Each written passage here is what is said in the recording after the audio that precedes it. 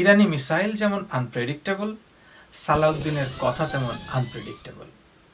একজন মানুষ, একই মানুষ, কয়েক মাসে তার কয়েকটা ভার্সন।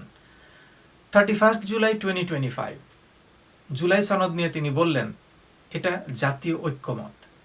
অক্টোবর 2025 বললেন গণভোট লাগবে এবং তার একটা ফর্মুলাও তিনি দিলেন।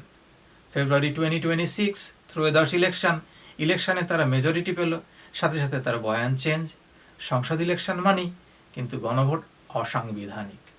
মার্চ 2026 না, আমরা তো জুলাই জাতীয় সনদকে অস্বীকার করিনি। ভাই, এটা কি স্টেটমেন্ট নাকি সফটওয়্যার আপডেট? এখন আসল জায়গায় আসেন। তার কথার স্টাইলটা কি চেনা চেনা লাগে না? কখনো কি মিলিয়ে দেখেছেন এই দুইজন লোক, তাদের কি একই মনে হয় না? সেম কোম্পানি, সেম মডেল, শুধু কালার আলাদা। দুজনের স্ক্রিপ্ট একই, কথা বলার ধরন একই, টোন একই।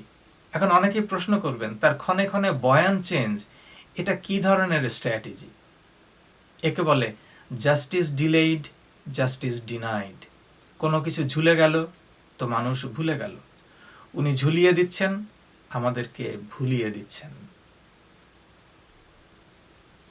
তার সাথে তিনি আরেকটা কাজ করছেন, জেনজির ব্রেন ওয়াশ। সোশ্যাল মিডিয়ায় হঠাৎ সালাউদ্দিনের ডিজিটাল প্রেজেন্সি বেড়ে গিয়েছে। কি তার কারণ? যাতে সে জেনজির কাছে হিরো হয়ে উঠতে পারে। তাতে কার কি লাভ? এর উত্তর আমি এখন দেব না, দেখতে থাকুন। খেয়াল করুন তার কথা বলার টোন, বডি ল্যাঙ্গুয়েজ, শব্দ চয়ন, এগুলো। ঠিক আছে, সে গণভোটের রায় বাস্তবায়ন কিভাবে করতে হবে সেটা জাতীয় সংসদে বসে আমরা আলাপ করব। সে যখন কথা বলে তখন কি মনে হয় যে we are the house owner and he is our housekeeper?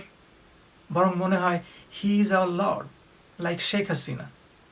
Isn't it alarming? একবার ভাবুন, শেখ হাসিনার ইন্ডিয়ান ট্রেনিং ছিল 5 বছর 9 মাসের, তাতেই সে বাংলাদেশকে শেষ করে দিয়েছে। যদি হাসিনার ট্রেনিং 9 বছরের হতো তাহলে সে কি করত?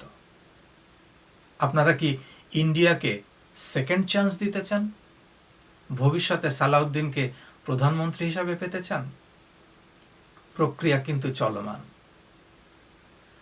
ভিডিওটা আবার দেখেন, গভীরভাবে চিন্তা করেন, তারপর কমেন্টস লিখুন কি বুঝলেন। আপনারা দেখছিলেন শরীফ অন ক্যামেরা। আমি আপনার হয়ে প্রশ্ন করি, ভয় পাই না। ফলো করে সাথে থাকার জন্য সবাইকে ধন্যবাদ। আল্লাহ হাফেজ।